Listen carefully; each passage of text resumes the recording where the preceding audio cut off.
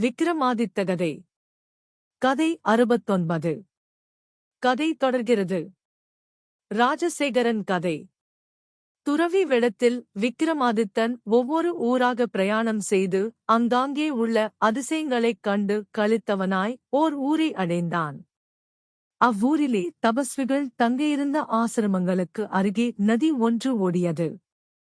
அதன் கரையில் ஜெகன் மாதா பரமேஸ்வரிக்கு பெரிய ஆலயம் ஒன்று எழுப்பப்பட்டிருந்தது.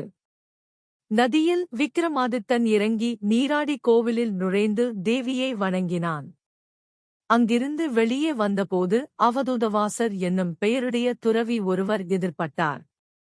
விக்ரமாதித்தன் அவரை வணங்கி, சுவாமி, நான் ஒரு யாத்ரிகன், என்னை ஆசீர்வதியுங்கள் என்று கேட்ட வண்ணம் அவருடைய கோவில் வெளிமண்டபத்தில் வந்து உட்கார்ந்தான்.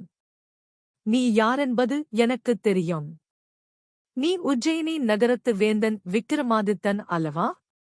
உன்னை ஒரு முறை உஜ்ஜயினியில் பார்த்திருக்கிறேன்.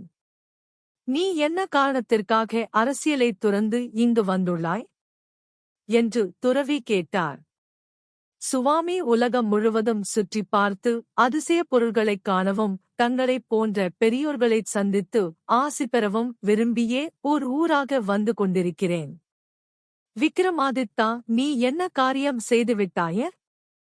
உன் ராஜ்யத்தை விட்டு நீ பைத்தியக்காரனைப் போன்று எப்படித்தான் வெகு தூரத்தில் பிரயாணம் செய்கிறாய்?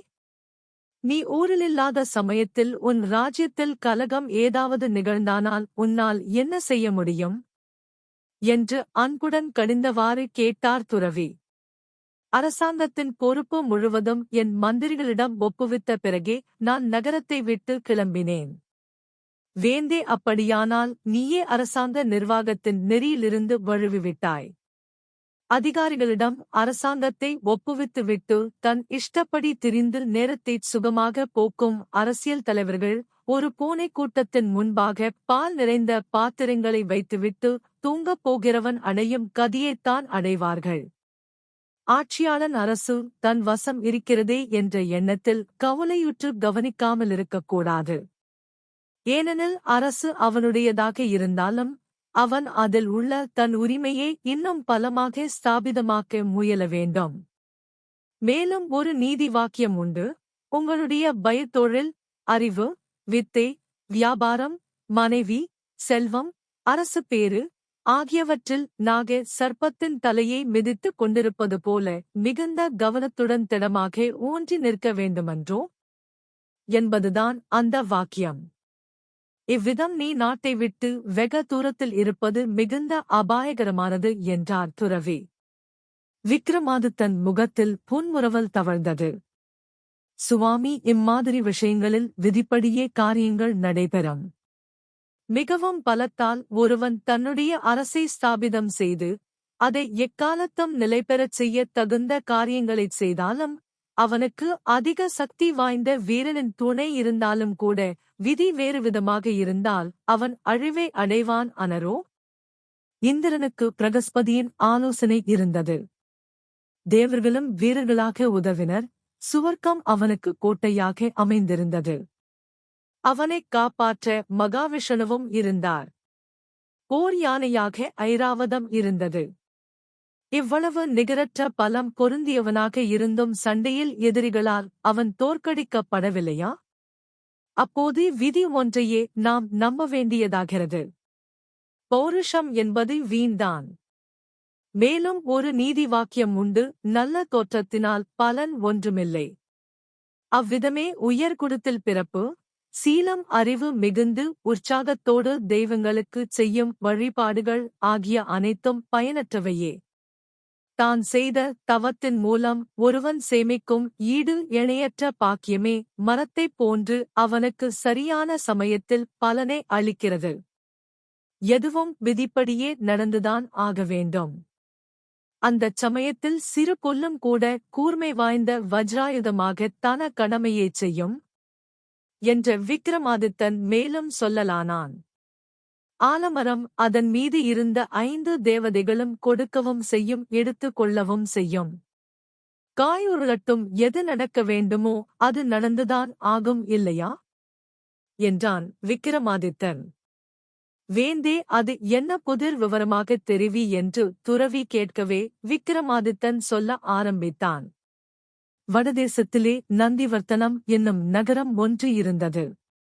அந்நகரத்திலே ராஜசேகரன் என்னும் அரசன் ஆட்சி புரிந்து வந்தான். அவன் மிகுந்த தெய்வபக்தியுடையவனாய் தெய்வங்களுக்கும் அறிஞர்களுக்கும் சேவை செய்து கொண்டு வந்தான். ஒரு சமயம் அவனுடைய உறவினர்கள் அனைவரும் ராஜ்யத்தை அபகரித்துக் கொள்ள தீர்மானித்து அனைவரும் ஒன்று சேர்ந்து அவன் மீது போர் தொடுத்தனர். போரிலே தோற்றுவிட்ட ராஜசேகரன் பட்ட மகிழ்ச்சியையும் அரசிளங்குமரனையும் அழைத்துக் கொண்டு உயர்தப்ப நாட்டை விட்டு ஓடினான்.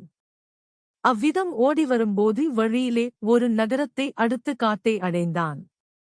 அப்போது அந்தச் சூரியன் மேற்கே மறைந்து விட்டான்.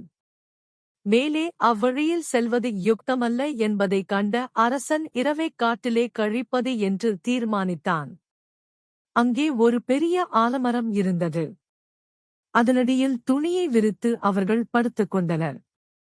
அரசனின் பத்தினியும் புதல்வனும் அயர்ச்சியால் தூங்கிவிட்டனர். அரசனோ தூங்கவில்லை. அம்மரத்தின் மேலே 5 தேவதைகள் போல் 5 பறவைகளும் இருந்தன. அவைகள் ஒன்றுக்கொன்று பேசிக் கொண்டன. இப்போது நகரத்திலே அரசன் இறந்துவிட்டான். அடுத்தபடியாக பட்டத்துக்கு வர வாரிசு கிடையாது. இப்போது என்ன செய்வது? யார் பட்டத்துக்கு வருவது என்று கேட்டது பறவைகளில் ஒன்று.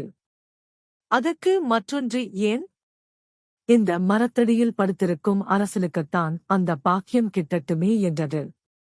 அதை மற்ற பறவைகளும் ஆமோதித்தன. பறவைகள் பேசிக்கொண்டதை அரசன் கேட்டு வந்தான்.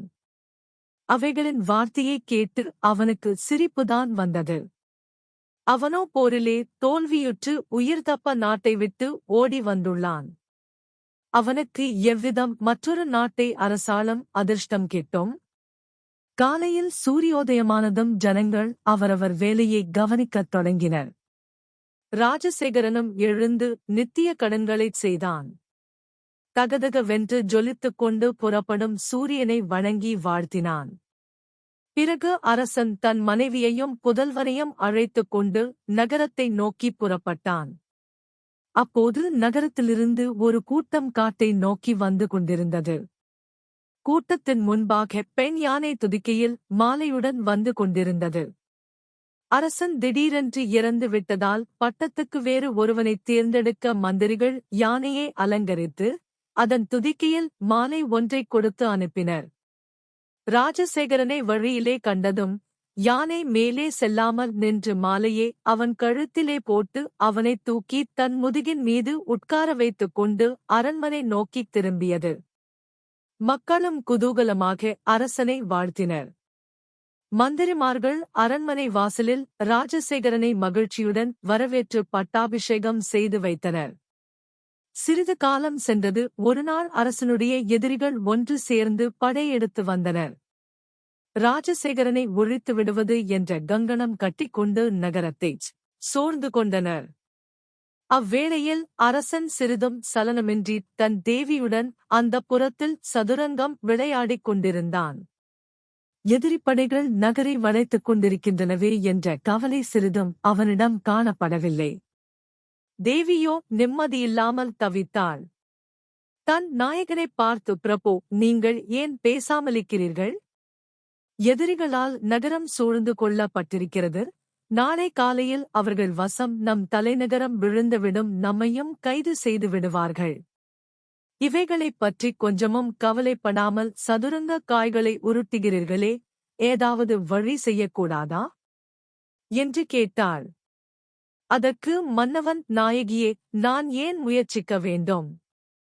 விதி எனக்கு அனுகூலமாக இருந்தால் எல்லா காரியங்களும் அனுகூலமாக நிறைவேறும். நாமேதான் அனுபவித்திருக்கிறோமே. மேலுமா ஒரு உபமான கதை சொல்லுகிறேன் கேள்.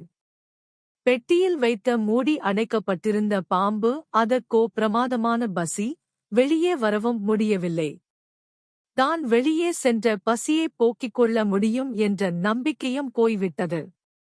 இந்த சமயத்திலே இரவிலே இரைதேட புறப்பட்ட எலி ஒன்று பாம்பின் வாயிலே போய் விழுந்தது. எலியே சாப்பிட்டு பசியை போக்கிக் கொண்டதுமல்லாமல் வெளியே செல்லவும் பாம்புக்கு வழி ஏற்பட்டது. அவ்வழியே வெளியே சென்று பாம்பு உயிர் தப்பியது. இதிலிருந்து விதி ஒன்றே வெற்றி தோல்விக்கு காரணம் என்பது தெரிகிறதல்லவா? அனாதையாகக் காட்டிலே திண்டாடும் ஆதரவற்ற மனிதன் உயிர் வாழ்கிறான். மிகுந்த முன் எச்சரிக்கையுடன் வீட்டிலிருக்கும் மற்றவனோ இறந்து போகிறான். ஆலமரத்தடியில் உட்கார்ந்திருக்கும் போது நமக்கு ராஜ்யத்தை அளித்த 5 தேவதைகளும் இதை காப்பாற்றும் பொறுப்பையும் ஏற்றுக்கொண்டிருக்கிறார்கள் அல்லவா? அதனால் கவலையின்றி காய் உருளட்டும் என்றான். இவ்விதம் ராஜசேகரன் சொன்ன வார்த்தைகளைக் கேட்ட 5 தேவதைகளின் சுரூபமான பகவான இந்த அரசன் என் மீது நம்பிக்கை வைத்து நாட்டின் பாதுகாப்பை என்னிடம் ஒப்புவித்திருக்கிறான். இவனுக்கு நான் உதவி செய்யாவிடில் அதைப் போன்ற மாபெரும் தவறு கிடையாது என்று நினைத்தார். உடனே அவர் பெரும்படையுடன் புறப்பட்டு வந்து ஓர் இரவிலே எதிரிகளை நிர்மூலமாக்கிவிட்டார். அதற்குப் பிறகு ராஜசேகரன் எந்தவிதமான கஷ்டமுமின்றி ராஜ்யபாரத்தை நடத்தி வந்தான். இவ்வாறு கதை கூறிய விக்கிரமாதித்தன் சுவாமி அவ்விதமிருக்க நான் ஏன் கவலைப்பட வேண்டுமா? கலகம் நிகழ வேண்டுமென்றிருந்தால் நான் நாட்டிலே இருந்தாலும் நடந்தே தீரும் என்றான். அரசனுடைய கதையை கேட்ட துறவி பெரும் மகிழ்ச்சி கொண்டார். தன் வசமிருந்த காஷ்மீரத்து லிங்கம் ஒன்றை எடுத்து அரசனிடம் கொடுத்தார். விக்கிரமா, இந்த காஷ்மீர் லிங்கமானது சிந்தாமணி போல விரும்பியதெல்லாம் கொடுக்க வல்லது. நீ விரும்பும் எந்த நல்ல காரியத்தையும் இது நிறைவேற்றி வைக்கும். இதை நன்கு பூசை செய் என்று சொல்லிவிட்டு சென்றார். அரசனும் அதைப் பெற்றுக்கொண்டு ஊருக்குத் திரும்பினான். அப்போது ஏழை பண்டிதன் ஒருவன் விக்கிரமன் செல்லும் வழியிலே எதிர்பட்டான். அரசனைக் கண்டதும் அவன், மலை மகளான பார்வதி தேவி உம்மைக் காப்பாற்றட்டும், 12 கண்களையுடைய அவளுடைய மகனான ஸ்கந்தனும் ஹிமகிரியின் மாப்பிள்ளையான முக்கண்ணனும் உம்மை அவ்விதமே காப்பாற்றுவார்களாக என்று ஆசீர்வதித்தான். பிறகு அரசனை நோக்கி, வேந்தே, நான் சிவலிங்க பூஜை நியமம் உள்ளவன். நான் வைத்திருந்த சிவலிங்கம் வழியில் தொலைந்து விட்டது. 3 நாட்கள் அன்ன ஆகாரமில்லாமல் கழிந்துவிட்டது. சிவலிங்கம் கிடைக்கும் வரையில் உபவாசத்தை நிறுத்த முடியாது. உன்னிடம் உள்ள சிவலிங்கத்தை எனக்குக் கொடு. அதை பூசித்து என் உபவாசத்தை முடித்துக் கொள்கிறேன் என்று வேண்டினான். விக்கிரமனும் மறுபேச்சின்றி அதிக சக்தி வாய்ந்த அந்த சிவலிங்கத்தை பண்டிதனிடம் கொடுத்தனுப்பினான்.